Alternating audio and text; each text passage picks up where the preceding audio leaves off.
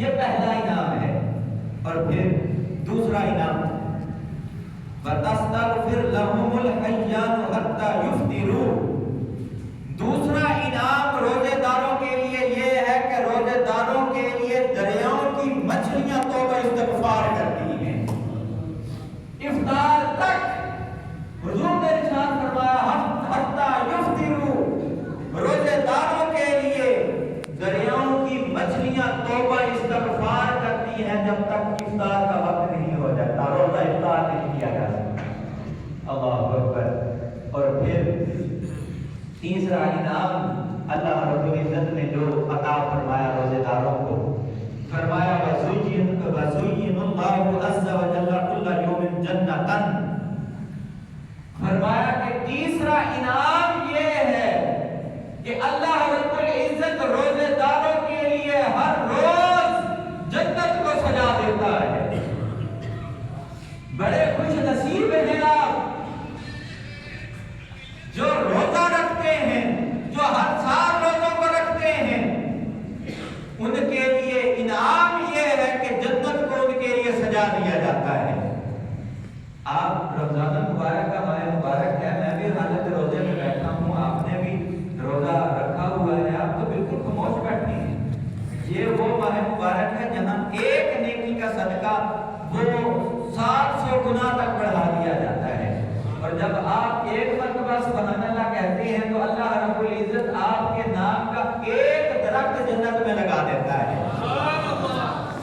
تو اب آپ تو ماہ مبارک کی ان مبارک ساعتوں میں اور ماہ مبارک کے اس مقدس دن کے صدقے آپ اس اور مسجد میں بیٹھ کر اگر آپ سبحان اللہ نہیں بولیں گے تو پھر تو یہ میرے ساتھ بھی زیادتی ہے اور اپنے آپ کے ساتھ بھی زیادتی ہے.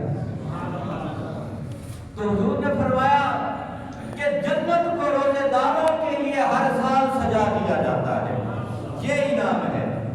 اور پھر فرمایا کہ چوتھا انعام یہ ہے وَتُثَبِّتُ فِيهِ مَرَادِقُ الشَّيَاطِينِ، کہ سرکش شیاطین کو قید کر لیا جاتا ہے، جکڑ لیا جاتا ہے. قید شیطان بند ہو چکا ہے.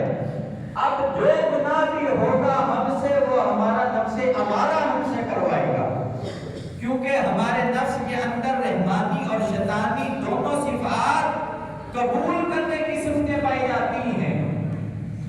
باقی 11 مہینوں میں ہم جب گناہ کرتے ہیں تو ہم کہتے ہیں لعنت ہو شیطان پر، شیطان نے ہم سے یہ گناہ کروا دیا.